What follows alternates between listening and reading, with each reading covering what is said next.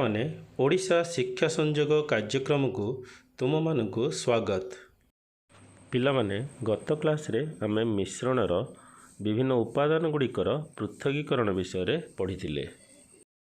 ଭୌତିକ ଓ ରାସାୟନିକ ପରିବର୍ତ୍ତନ ମଧ୍ୟରେ ଥିବା ପାର୍ଥକ୍ୟକୁ ବୁଝିବାକୁ ହେଲେ ଆମେ ପୂର୍ବ ଅଧ୍ୟାୟରେ ପଢ଼ିଥିବା ପଦାର୍ଥର ଭୌତିକ ଗୁଣ ବିଷୟରେ ମନେ ପକାଇବାକୁ ପଡ଼ିବ।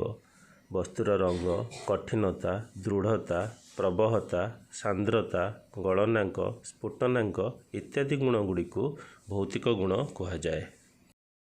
ଆସ ପିଲାଏ, ଭୌତିକ ପରିବର୍ତ୍ତନ କହିଲେ କ'ଣ ବୁଝିବା? ଯେଉଁ ପରିବର୍ତ୍ତନରେ ମୂଳ ପଦାର୍ଥର ସଂଯୁକ୍ତି ଓ ରାସାୟନିକ ଗୁଣର କୌଣସି ପରିବର୍ତ୍ତନ ଘଟିନଥାଏ, ଏଥିରେ କେବଳ ଭୌତିକ ଗୁଣ ଗୁଡ଼ିକର ପରିବର୍ତ୍ତନ ଘଟିଥାଏ ଓ ଅଣୁସଂରଚନାର ମଧ୍ୟ କୌଣସି ପରିବର୍ତ୍ତନ ଘଟିନଥାଏ, ତାହାକୁ ଭୌତିକ ପରିବର୍ତ୍ତନ କୁହାଯାଏ। ଭୌତିକ ପରିବର୍ତ୍ତନରେ କୌଣସି ନୂତନ ପଦାର୍ଥ ସୃଷ୍ଟି ହୁଏ ନାହିଁ। ଏହି ପରିବର୍ତ୍ତନ ସାମୟିକ ଓ ପ୍ରତ୍ୟାବର୍ତ୍ତୀ। ଏହି ପରିବର୍ତ୍ତନରେ ବସ୍ତୁର ବସ୍ତୁତ୍ୱ ଅପରିବର୍ତ୍ତିତ ରହିଥାଏ। ଯଦି ଆମେ ଦେଖିବା ବରଫ, ଜଳ ଓ ଜଳୀୟ ବାଷ୍ପ, ଏମାନେ ଦେଖିବାକୁ ଭିନ୍ନ ଭିନ୍ନ। ବରଫ କଠିନ, ଜଳ ତରଳ ଓ ଜଳୀୟ ବାଷ୍ପ ଅଟେ। ଏମାନଙ୍କର ଆକାର, ଦୃଢ଼ତା, ପ୍ରବହତା ଓ ସାନ୍ଦ୍ରତା ମଧ୍ୟ ଭିନ୍ନ ଭିନ୍ନ, ମାତ୍ର ସେମାନେ ରାସାୟନିକ ଦୃଷ୍ଟିକୋଣରୁ ସମାନ। ଏମାନଙ୍କର ଅଣୁ ଦୁଇଟି ହାଇଡ୍ରୋଜେନ୍ ପରମାଣୁ ଓ ଗୋଟିଏ ଅକ୍ସିଜେନ୍ ପରମାଣୁକୁ ନେଇ ଗଠିତ। ଯେତେବେଳେ ଆମେ ବରଫକୁ ତାପ ପ୍ରୟୋଗ କରିବା, ତାହା ଜଳରେ ପରିଣତ ହୁଏ। ଜଳକୁ ତାପ ପ୍ରୟୋଗ କଲେ ଜଳୀୟ ବାଷ୍ପରେ ପରିଣତ ହୁଏ ଏବଂ ଜଳକୁ ଥଣ୍ଡା କଲେ ଏହା ବରଫରେ ପରିଣତ ହୁଏ।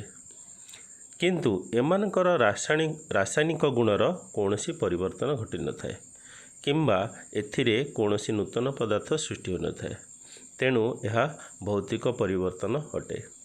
ଏମାନଙ୍କର ଅଣୁସଂରଚନାରେ ମଧ୍ୟ କୌଣସି ପରିବର୍ତ୍ତନ ଘଟିନଥାଏ।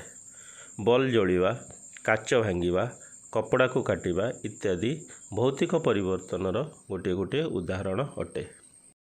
ଆସ ପିଲାମାନେ, ବର୍ତ୍ତମାନ ରାସାୟନିକ ପରିବର୍ତ୍ତନ କହିଲେ କ'ଣ ଜାଣିବା? ଯେଉଁ ପରିବର୍ତ୍ତନରେ ମୂଳ ପଦାର୍ଥର ସଂଯୁକ୍ତି ଓ ରାସାୟନିକ ଗୁଣର ପରିବର୍ତ୍ତନ ଘଟିଥାଏ, ତାହାକୁ ରାସାୟନିକ ପରିବର୍ତ୍ତନ କୁହାଯାଏ। ଏଥିରେ ପଦାର୍ଥର ଅଣୁସଂରଚନାର ପରିବର୍ତ୍ତନ ଘଟିବା ସହ ପଦାର୍ଥର ଉଭୟ ଭୌତିକ ଓ ରାସାୟନିକ ଗୁଣର ପରିବର୍ତ୍ତନ ଘଟିଥାଏ। ଏହି ପରିବର୍ତ୍ତନ ସ୍ଥାୟୀ ଓ ଅପ୍ରତ୍ୟାବର୍ତ୍ତୀ। ଏହି ପରିବର୍ତ୍ତନରେ ନୂତନ ପଦାର୍ଥ ସୃଷ୍ଟି ହୁଏ। ଏହି ପରିବର୍ତ୍ତନରେ ବସ୍ତୁର ବସ୍ତୁତ୍ୱର ମଧ୍ୟ ପରିବର୍ତ୍ତନ ଘଟିଥାଏ। ରାସାୟନିକ ପରିବର୍ତ୍ତନ ବେଳେ ଗୋଟିଏ ପଦାର୍ଥ ଅନ୍ୟ ପଦାର୍ଥ ସହ ପ୍ରତିକ୍ରିୟା କରେ, ଯାହା ଫଳରେ ରାସାୟନିକ ସଂଯୁକ୍ତିରେ ପରିବର୍ତ୍ତନ ହୁଏ। ରାସାୟନିକ ପରିବର୍ତ୍ତନକୁ ମଧ୍ୟ ରାସାୟନିକ ପ୍ରତିକ୍ରିୟା ବୋଲି କୁହାଯାଏ। କାଠ ଜଳିଲା ବେଳେ କାଠରେ ଥିବା କାର୍ବନ ଅଣୁ ଓ ବାୟୁରେ ଥିବା ଅମ୍ଳଜାନ ଅଣୁ ମଧ୍ୟରେ ପ୍ରତିକ୍ରିୟା ଘଟେ। ଫଳସ୍ୱରୂପ କାର୍ବନ ଓ ଅମ୍ଳଜାନର ରାସାୟନିକ ସଂଯୋଗ ଘଟି ଅଙ୍ଗାରକାମ୍ଳ ଗ୍ୟାସ୍ ଉତ୍ପନ୍ନ ହୁଏ। ଏହାକୁ ପିଲାଏ ରାସାୟନିକ ପରିବର୍ତ୍ତନ କହିହେବ। ଏହା ପ୍ରତ୍ୟାବର୍ତ୍ତୀ ନୁହେଁ, ଅର୍ଥାତ୍ ଏହା ପୂର୍ବାବସ୍ଥାକୁ ଫେରି ପାରିନଥାଏ।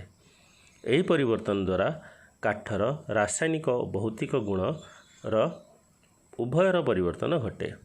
ପିଲାମାନେ, ମହମବତୀ ଜଳିଲା ବେଳେ ଉଭୟ ଭୌତିକ ଓ ରାସାୟନିକ ପରିବର୍ତ୍ତନ ଘଟିଥାଏ। ମହମବତୀ ତରଳିବା ଭୌତିକ ପରିବର୍ତ୍ତନ ଓ ମହମବତୀ ଜଳି ଆଲୋକ, ଉତ୍ତାପ, ଅଙ୍ଗାରକାମ୍ଳ ଗ୍ୟାସ୍ ଉତ୍ପନ୍ନ ହେବା ରାସାୟନିକ ପରିବର୍ତ୍ତନ ଅଟେ। ପିଲାଏ, ଆଉ କେତେ ଗୁଡ଼ିଏ ଉଦାହରଣ ଦେଇହେବ, ଯେପରି ଲୁହାରେ କଳଙ୍କି ଲାଗିବା, ଖାଦ୍ୟ ହଜମ ହେବା, ଖାଦ୍ୟ ରାନ୍ଧିବା, ଏଗୁଡ଼ିକ ମଧ୍ୟ ଗୋଟିଏ ରାସାୟନିକ ପରିବର୍ତ୍ତନର ଉଦାହରଣ ଅଟେ। ଧନ୍ୟବାଦ ପିଲାମାନେ।